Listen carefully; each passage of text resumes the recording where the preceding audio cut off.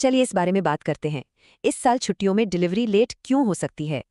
अगर क्रिसमस या new year पर कुछ ऑर्डर करने का प्लान है तो एक ज़रूरी बात जान लीजिए।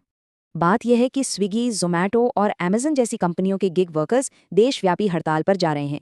तो सवाल यह है कि ऐसा हो क्यों रहा है। चलिए इस बड़ी हड़ताल के पीछे की वजहें समझते हैं। वर्कर्स का कहना है कि काम के हालात बिगड़ रहे हैं, कमाई घट रही है और भी कई दिक्कतें हैं। एक यूनियन प्रेसिडेंट के मुताबिक ये वर्कर्स के लिए न्याय, सम्मान और जवाबदेही की एक सामूहिक मांग है। विरोध की एक बड़ी वजह है 10 मिनट डिलीवरी मॉडल। वर्कर्स कहते हैं इससे उनकी जान खतरे में पड़ती है। तो ये वर्कर्स आखिर चाहते क्या हैं? इनकी मांगें कंपनियों और सरकार दोनों से हैं। सबसे पहले तो वे कंपनियों से अपनी पॉलिसी सुधारने को कह रहे हैं, जैसे सही सैलरी और बेहतर सेफ्टी। लेकिन बात सिर्फ कंपनियों तक ही नहीं है। वर्कर्स सरकार से भी बड़े एक्शन की मांग कर रहे हैं।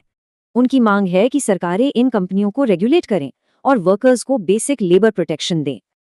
अब आते हैं इस मुद्दे की जड़ पर कि इन वर्कर्स को गिना किस कैटेगरी में जाता है। ये बड़ा दिलचस्प है। ज्यादातर डिलीवरी पार्टनर्स को एम्प्लॉई नहीं बल्कि इंडिपेंडेंट कॉन्ट्रैक्टर माना जाता है और यहीं से फर्क पड़ता है। इस समस्या के लिए नए कानून तो आए हैं, लेकिन वर्कर्स का कहना है कि इतना काफी नहीं है। नए सोशल सिक्योरिटी कोड के तहत कंपनियों को अपने टर्नओवर का 1 से 2% वेलफेयर फंड में देना होगा। लेकिन यूनियनों का तर्क है कि ये कानून ठीक से लागू ही नहीं हुआ और असल मुद्दे तो अभी भी वही हैं।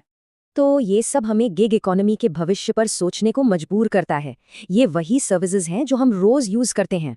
ये हड़ताल दिखाती है कि इंडिया के गिग इकोनॉमी में तनाव बढ़ रहा है, वही इकोनॉमी जो हमारी सुविधा का आधार है। तो ये एक बड़ा सवाल खड़ा करता है, हमारी इस सुविधा की असली कीमत कौन चुका रहा है?